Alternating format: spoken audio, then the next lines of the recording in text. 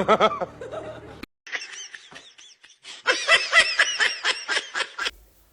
ួស្តីក៏ដូចជាជំរាបសួរនេះគឺជាវីដេអូ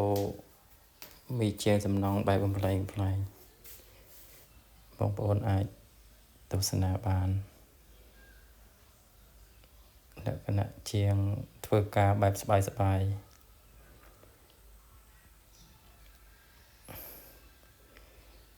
ហើយប៉ុន្តែបានលទ្ធផលល្អស្អាតហើយលឿនទៀតវីដេអូចែករំលែកសម្រាប់បងខាងសំណង់មេជាសំណង់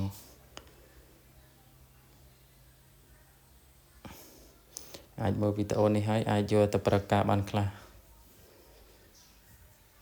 លឿនរហ័សហើយស្អាត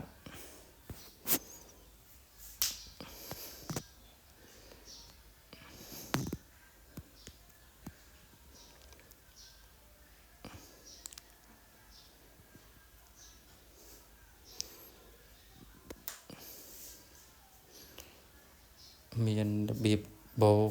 អញ្ចឹងផ្សេង